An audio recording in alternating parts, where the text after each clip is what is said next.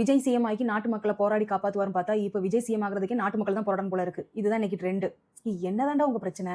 எனக்கும் டிஎம்கே ஏடிஎம்கே ரெண்டுமே பிடிக்கும். ஏடிஎம்கேக்கு ஒரு ஜெயலலிதா அம்மா இருந்த மாதிரி டிஎம்கேக்கு கருணாநிதினு ஒருத்தங்க இருந்தாங்க. இவங்க ரெண்டு பேருக்குமே தமிழ்நாட்டு மக்களை எங்க இறுக்கி பிடிக்கணும், எங்க ஃப்ரீயா விடணும் அப்படிங்கறது நல்லா தெரிஞ்சவங்க. இவங்க ரெண்டு பேரும் பண்ணதுக்கு பேர் தான் பாலிடிக்ஸ். இப்ப அவங்க வீடியோ போய் தேடி பாருங்க. இப்ப பார்த்தாலும் புல்லரிக்கும். அதுக்காக அவங்க ரெண்டு பேரும் தப்பு பண்ணலாம்னு சொல்ல வரல. அவங்க என்னதான் தப்பு பண்ணாலும் அவங்க நிறைய நல்லதை நம்ம கண்ணில் காமிச்சாங்க. அந்த ரெண்டு தூணும் சாஞ்சதுக்கு அப்புறம் வந்து நீங்க என்னடா பண்ணீங்க? 40% மக்களோட அடுப்பு எரியும்னா 60% மக்களோட குடிசையே எரிச்சிங்க. அதோட ரிசல்ட் தானடா எலெக்ஷன்ல தெரியும். நீங்க ஒழுங்கா இருந்தா புதுசா ஒருத்தன் ஏன்டா வர போறான்? பிக் பாஸ்ல வேட் ட்ரெண்ட் ஆகிற மாதிரி விஜய் கட்சி ஆரம்பிச்சதுக்கு அப்புறம் ஒரு வேட் ரொம்ப ஃபேமஸ், தற்குறி. விஜய் வந்தா நாடு சுடுகாடு ஆயிடும், விஜய்க்கு அரசியல் தெரியாது. ஏன் இவ்வளவு நாள் தமிழ்நாடு உங்க கையில தானே இருந்துச்சு? நீங்க அரசியல பலந்து கொட்டப்பட்டவன தானே, உங்களுக்கு உங்க ஆட்சியை புடிச்சு வைக்க முடியலையே.